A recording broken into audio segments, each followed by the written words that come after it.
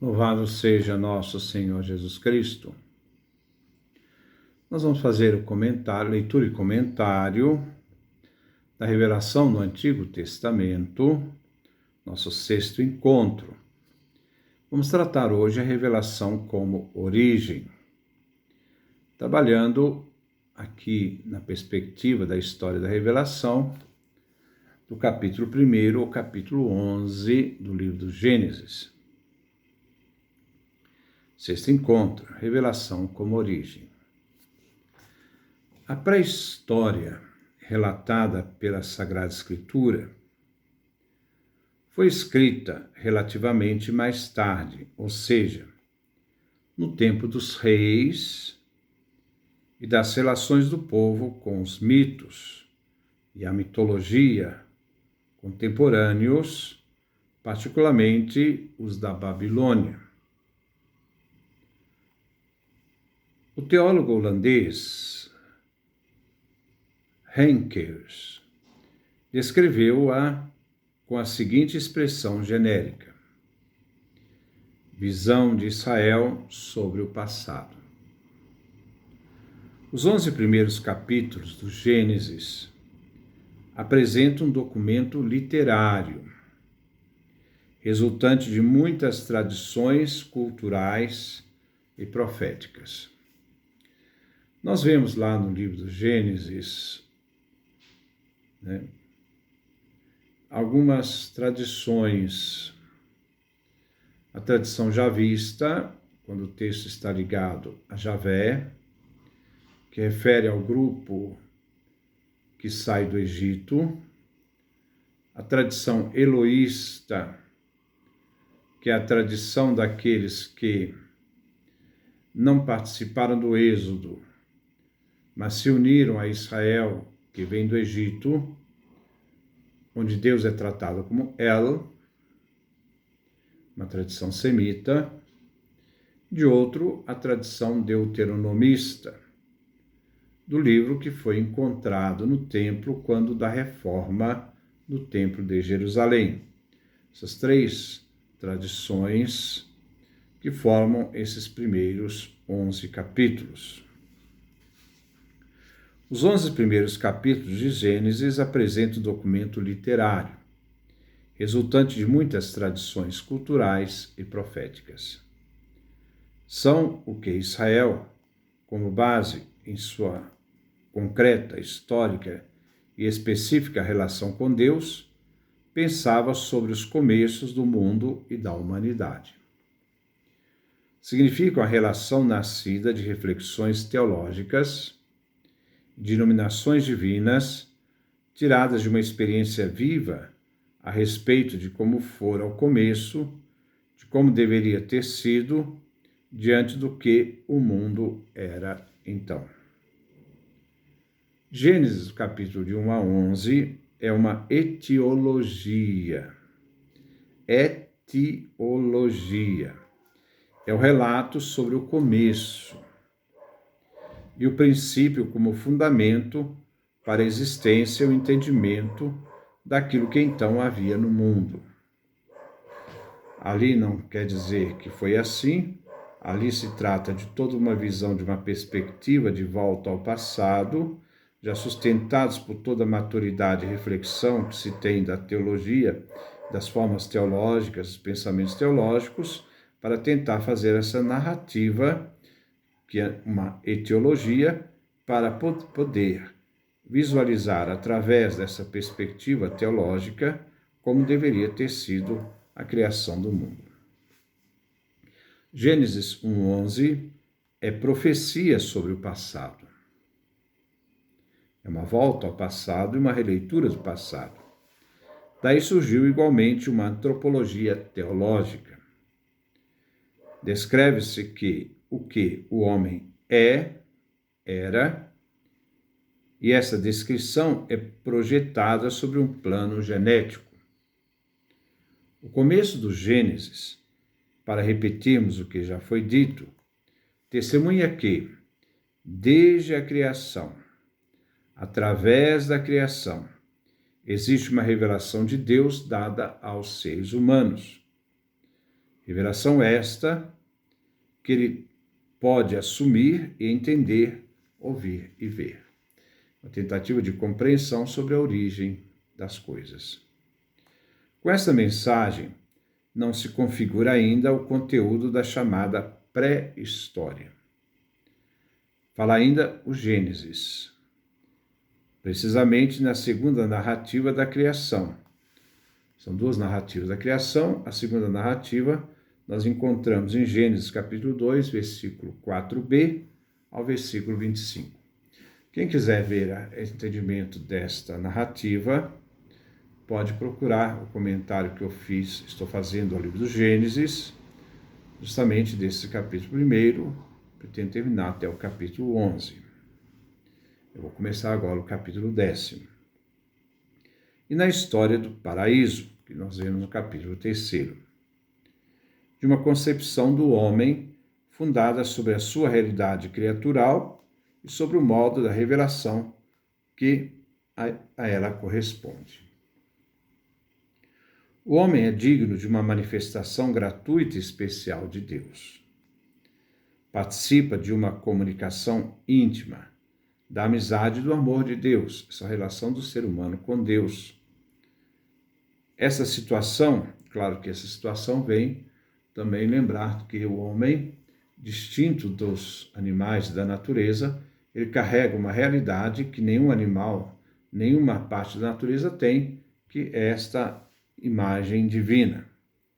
Essa situação que vem apresentada como imagem do jardim paradisíaco pertence à revelação do começo, a revelação original. Deve ser também interpretada etiologicamente, como a visão que Israel tinha do seu passado e do próprio ser humano.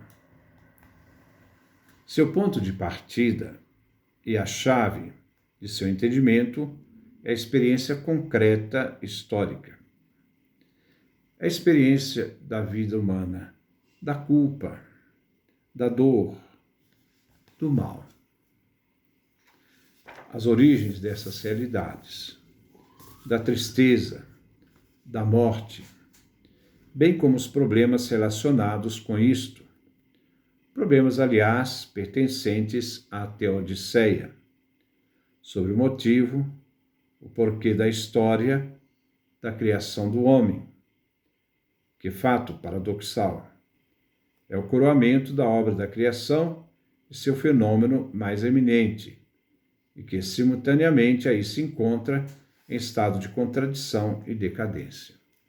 Mostra toda essa realidade do início, a realidade dos conflitos, a realidade daquilo que o homem foi destinado a ser, daquilo que ele se tornou, né? Então quer mostrar toda essa realidade, entender essa realidade. A imagem do paraíso descreve a contraface desta situação. Descreve o outro mundo, o mundo sem sombra nem dores, o mundo da paz, da comunhão com Deus, do convívio com Ele. Este mundo foi apresentado ao homem como sua condição própria e original. O homem foi criado para esta amizade com Deus, por isso criado à sua imagem e semelhança. O mundo foi confiado ao homem para que ele administrasse o mundo. O mundo presente é a condição do homem, nele impregna-se de nostalgia do paraíso. Isso resultou de uma ação do homem por causa de sua opção contrária ao sentido da sua criaturalidade e da sua gratidão. Ou para falarmos em termos bíblicos, devido ao seu orgulho, à sua desobediência, à sua falta de fé, devido à sua pretensão de querer ser como Deus, se colocar no lugar dele. Então nós vemos que, o ser humano que foi criado para uma realidade agiu contrário a esta graça, a esta realidade que Deus lhe havia concedido, que ele foi criado como criatura, deveria reconhecer e ter gratidão por essa relação com Deus, mas e acabou gerando um princípio destrutivo, que é a questão de se tornar como Deus, né? Conhecedor do bem e do mal, compreendendo aquilo que só a Deus compete.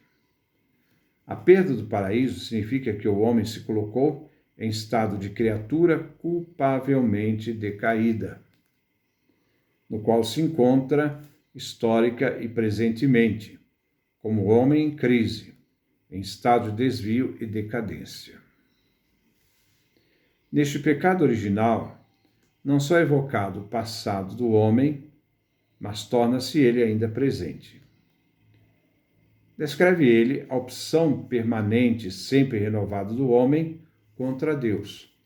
Mostra essa revolta do homem contra Deus, essa negação de Deus na vida do ser humano, essa rebeldia do homem em relação a Deus.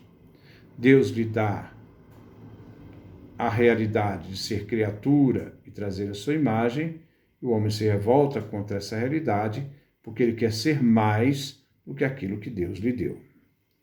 A presença do pecado torna-se clara à luz do passado da humanidade. Os capítulos 4 e 11 do Gênesis apresentam-nos um quadro sempre mais sombrio, descrevendo a expansão do pecado. Embora não faltem aí figuras luminosas como Abel, Enoque e Noé. A aliança com Noé, Gênesis 6, é uma confirmação e uma renovação da possibilidade que ficou no homem de reconhecer a Deus através da criação, de entendê-la e, sobretudo, sua vida, sua fecundidade, através dos anos e dos séculos, como dom e presente de Deus. Por conseguinte, de tê-la como revelação, como hierofania, a manifestação do divino, sagrado, de exprimir este conhecimento sob forma de religiosidade. Essa situação refere-se aos Atos dos Apóstolos, quando dizem: Deus fez o céu, a terra, o mar e tudo quanto neles existe, e nunca deixou de dar testemunho de si mesmo por seus benefícios, dando-vos o céu as chuvas e os tempos férteis, concedendo abundante alimento e enchendo os nossos corações de alegria. Atos, capítulo 14, versículo 15 a 17. As religiões da humanidade, como expressão histórica e concretização da religião originalmente inserida em cada homem, funda-se teologicamente falando nessas premissas, nessas condições prévias, dando-lhe as mais variadas expressões.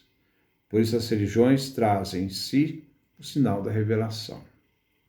Igualmente documentam elas, de maneira visível e variada, o uso que os homens, no decurso da história, fizeram desses dados teológicos, quer assumindo-os positivamente, planificando-os, quer caindo no erro e no descaminho religioso. Por um conhecimento e uma vivência particularmente intensas destes múltiplos modos de revelação, certos homens podem transformar-se em fundadores de religiões e comunidades religiosas. As religiões da natureza e do cosmos são positiva e negativamente respostas à revelação contida na criação. As religiões positivas são sinais e testemunhos da revelação divina na consciência. As religiões de redenção são constituídas pelo fenômeno da criação do paraíso, a idade de ouro, da culpa e do castigo, o paraíso perdido, bem como pela ânsia de redenção, de graça e salvação. Somente através dessas perspectivas teológicas é que as religiões alcançam sua última e definitiva conceituação. A situação humana, histórica e religiosa é pressuposto temporal e, sobretudo, interno e real, bem como o permanente contexto para a realização daquela revelação divina especial e histórica que se iniciou com o chamado de Abraão. Então nós vamos ver que essa parte inicial, esses primeiros capítulos, esses 11 primeiros capítulos do Gênesis, não quer dizer que Deus criou o mundo deste modo. Mas, a partir de tempos em que, teologicamente, as pessoas começam, então, a perguntar sobre essa origem, iluminadas também pela revelação, elas voltam ao passado, na tentativa de resgatar a compreensão de onde veio o homem e por que da situação do homem, uma situação de divisão e pecado. Então mostra o ideal da criação, um percurso em que o homem deixa de ser criatura, beneficiário das bênçãos e graça divina, deixa de ser aquele que é Senhor, que em nome de Deus vai governar o mundo, para ser um dominador e para querer ser igual a Deus. Toda essa realidade rompe com toda a história, né, do projeto de Deus e daquilo que o ser humano se tornou. Diante disto, como se diz o texto, nós vamos ver algumas pessoas que se destacam de forma positiva. Nós vamos ver, né, Abel, Sete, Noé, de Noé chegar a Abraão. Né? E de Noé nós vemos então a primeira aliança que Deus faz com a humanidade e a segunda nós vamos ver a aliança que Deus faz com Abraão. Então nós vamos ver essa realidade onde o ser humano, procurando responder sobre as questões existenciais da sua origem, volta com um olhar de fé, sustentados pela sua compreensão de fé em Deus, na tentativa de entender de onde viemos, quem somos nós, mas por que o ser humano chegou a este momento de queda. E como ele pode, então, reconstruir aquilo que ele mesmo destruiu. Sempre essa pretensão de querer ser igual a Deus, não ficar satisfeito com aquilo que Deus deu como graça, mas tomar o lugar de Deus para se tornar, então, o Senhor sozinho de toda a criação. Então, que Deus nos dê a sua graça, a sua bênção, a sua face resplandeça sobre nós.